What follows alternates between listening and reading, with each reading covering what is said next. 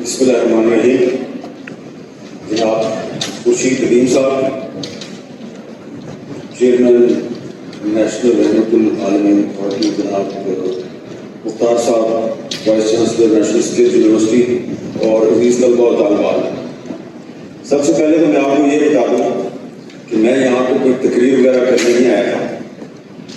میں کتابیں دیکھنے اور خریدنے آیا تھا، کیونکہ میں نے خورشید ندیم صاحب کا کالم پڑھا تو مجھے پتہ چلا کہ کوئی سیرت فیسٹیول ہو رہا ہے. تو مجھے بہت ہی اچھا ایک آئیڈیا لگا کہ سیرت فیسٹیول ہو رہا ہے اور وہاں پہ سیرت کی کتابیں بھی ہوں.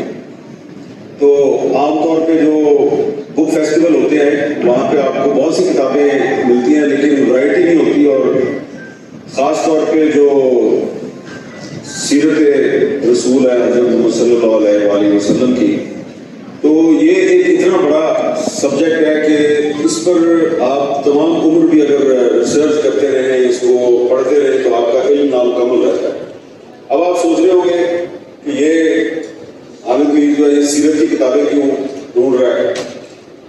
تو اس وقت دنیا میں حالات ایسے ہیں کہ آپ پاکستان میں تو نہیں، لیکن پاکستان سے باہر جب آپ کہیں پہ چلے جاتے ہیں تو کسی نہ کسی سیمینار میں، کانفرنس میں، کسی بھی یونیورسٹی میں لوگ جو ہے وہ آپ سے آپ کے دین کے بارے میں، آپ کے نبی پاک صلی اللہ علیہ وآلہ وسلم کے بارے میں کوئی نہ کوئی ایسا سوال پوچھ لیتے ہیں جس کا جواب آپ کے پاس ہونا چاہیے. اور اگر کبھی کوئی ایسا سوال آ جائے جس کا جواب آپ کے پاس نہ ہو تو بڑی ندامت ہوتی ہے. تو میں صرف ایک چھوٹا سا واقعہ آپ کو سنانا چاہتا ہوں کہ کچھ عرصہ پہلے ایک امریکہ کا شہر ہے لاس ویگس، وہاں پہ ایک سیمینار ہو رہا تھا، کانفرنس تھی بہت بڑی، اور وہ بالکل لائیو جا رہی تھی ٹی وی چینلس پہ. وہاں پر ایک امریکی پروفیسر ہے، اس نے کتاب بھی لکھی ہے ہمارے نبی کے بارے میں، گستاخانہ کتاب، اس کا نام ہے رابرٹ اسپینسر. تو اس نے اس کی تقریر میرے سے پہلے تھی. اس نے جو تقریر کی تو میں تو ظاہری بات ہے غصہ تو آتا ہے نا، ہر انسان جو ہے اس کو، آپ کو بھی غصہ آتا ہے، مجھے بھی آتا ہے. جو بڑا سا غصہ آ رہا تھا، وہ بڑی گستاخانہ باتیں کر رہا تھا. تو میں اس سوچ میں پڑ گیا کہ اب میں اس کے ساتھ کیا کروں. پھر میں نے سوچا کہ یہ تو ساری چیزیں لائیو جا رہی ہیں، تو اگر میں نے یہاں کچھ کر لیا تو جو یہ کہہ رہا ہے وہ صحیح ثابت ہو جائے کہ مسلمان بڑے تشدد پسند ہوتے ہیں. میں نے اس کی بات کو غور سے سننا شروع کیا. جب میں نے اس کی بات کو غور سے سننا شروع کیا تو غصہ تو مجھے آ رہا تھا، وہ گستاخانہ باتیں کر رہا تھا، لیکن وہ سارا جھوٹ بول رہا تھا. تو میں نے سوچا اس کا تو جواب دینا بہت آسان ہے، تو میں اس کو بھی جواب دوں. تو میں کو عالم دین نہیں ہوں، چھوٹا موٹا ایک صحافی ہوں.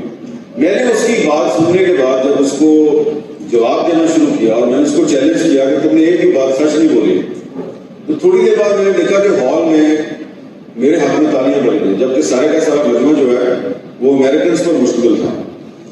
تو تب مجھے احساس ہوا کہ تھوڑا سا نالج تھا میرے پاس، تو میں نے اس آدمی کو اس کی اپنی آڈینس کے سامنے لاجواب کر دیا. تو اگر میرے پاس مزید نالج ہو تو میں تو اس نے جو کتاب لکھی ہے تو اس کتاب کو میں جھوٹا ثابت کر سکتا ہوں.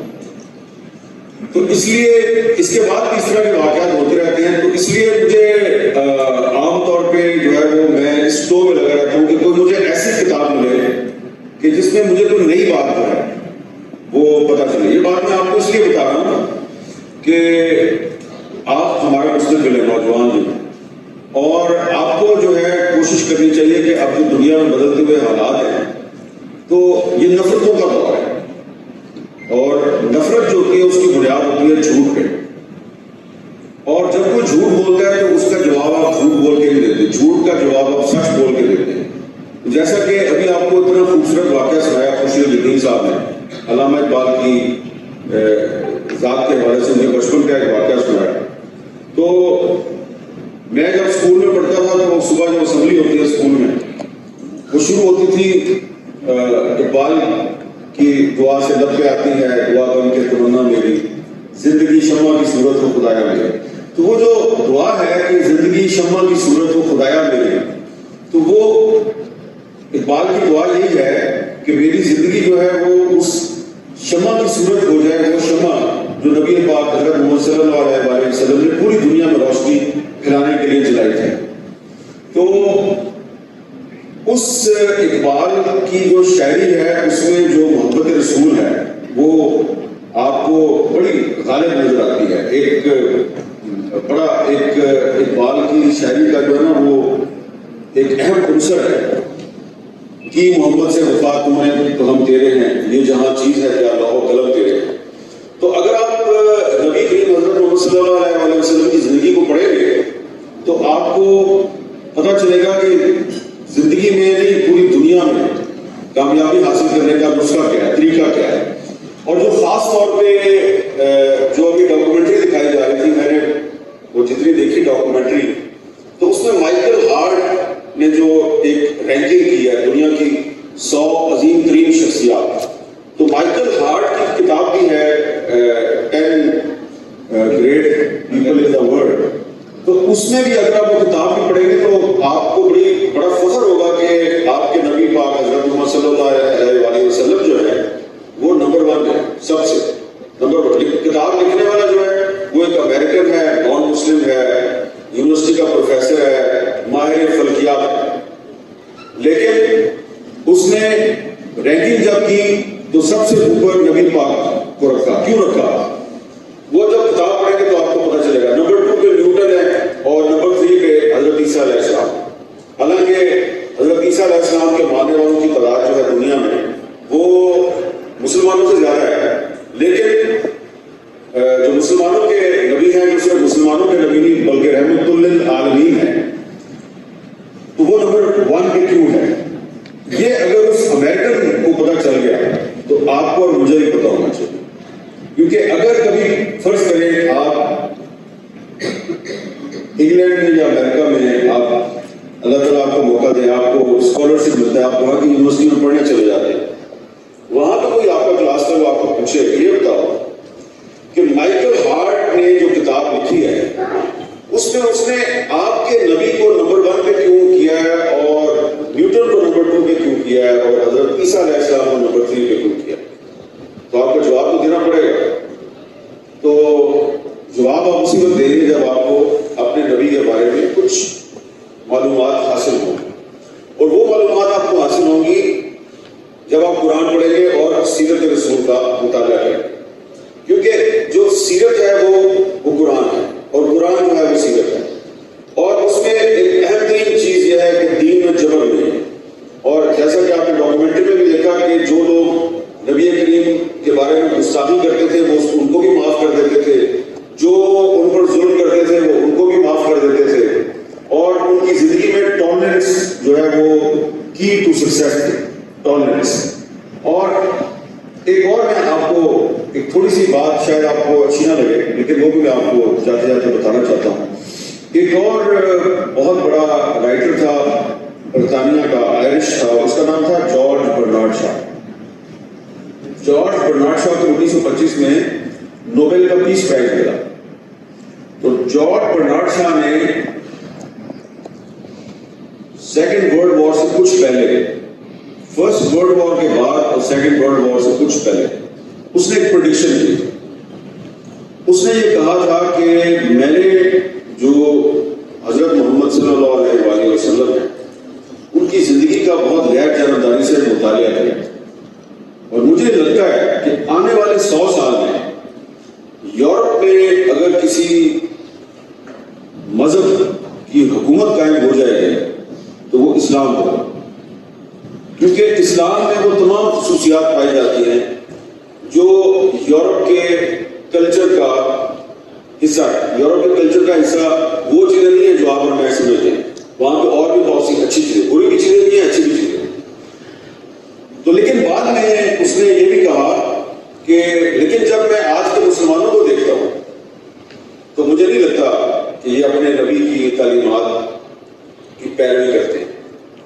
اب سوال یہ ہے کہ اس کو کیوں لگ رہا تھا کہ آنے والے 100 سال میں اسلام جو ہے وہ یورپ میں چھا جائے، لیکن ساتھ ہی ساتھ جو مسلمان ہیں یہاں کے یا اس برصغیر پاک و ہند کے یا مڈل ایسٹ کے، ان مسلمانوں میں اس کو کوئی ایسی چیز نظر نہیں آتی تھی کہ یہ یورپ پہ آ کے حکومت کرے. تو اس کی تشریح آپ اس طرح کر سکتے ہیں کہ اس کو یہ نہیں لگ رہا تھا کہ ہم جا کے یورپ کو فتح کریں گے. اس کو یہ لگ رہا تھا کہ یورپ میں علم کی روشنی بہت تیزی سے پھیل رہی ہے اور یہاں کے جو لوگ ہیں وہ سچ کی تلاش میں ہیں. سچ کی تلاش میں جب یہ نبی کریم حضرت محمد صلی اللہ علیہ وسلم کی سیرت کا مطالعہ کریں گے, ان کی زندگی کے بارے میں پڑھیں گے, تو یہ خود بخود مسلمان ہونا شروع کر دیں, جیسا کہ اس وقت بھی یورپ میں لوگ مسلمان ہو رہے ہیں. اور اس طریقے سے یورپ میں جو ہے اسلام جو ہے اس کا غلبہ قائم ہوگا. تو یہ بات میں آپ سے اس لیے کہہ رہا ہوں کہ یہ جو رحمت العالمین اتھارٹی نے جو سیرت کانفرنس کی ہے, اس سیرت کانفرنس میں کم از کم 2 یا 3 یا 5 یا 10 نوجوان جو ہیں, اگر وہ اپنی زندگی کا ایک مشن بنا رہے ہیں کہ انہوں نے اپنے نبی کی زندگی کا نہ صرف مطالعہ کرنا بلکہ ان کے راستے میں بھی چلنا ہے, تو کل کو مائیکل ہارٹ کی کتاب پڑھ کے ان کو یہ سمجھ آ جائے گی کہ اس نے آپ کے نبی کو نمبر 1 پہ کیوں رکھا تھا. اور جب آپ کو یہ سمجھ آ جائے گی, جب آپ کو یہ سمجھ آ جائے گی تو پھر آپ کو اسلام کا غلبہ قائم کرنے کے لیے یورپ جانے کی ضرورت نہیں ہے. آپ سب سے پہلے اسلام کا جو تعلیمات ہیں اس میں اپنے آپ کو ڈالیں, اور جب آپ ایک اچھے مسلمان بن جائیں گے, ایک بال کے مرد مومن بن جائیں گے, تو پھر یہ جو اسلام آباد ہے یہاں پہ بھی شاید تھوڑا بہت اسلام آپ کو نظر آئے جو ابھی فی الحال تو نظر نہیں آتا, تو پھر پاکستان میں بھی آپ کو اسلام نظر آئے گا. اور جب یہ پاکستان جس کا خواب علامہ اقبال نے دیکھا تھا, یہ واقعی جب سیرت رسول کا صحیح نمونہ بن جائے گا تو یہاں سے جو روشنی پھیلے گی آپ کے دل و دماغ, آپ کے زبان اور قلم کے ذریعے, وہ یورپ کا نہیں بلکہ امریکہ کو بلکہ پوری دنیا کو بھی سیرت رسول سے منور کرتے ہیں. بہت بہت شکریہ.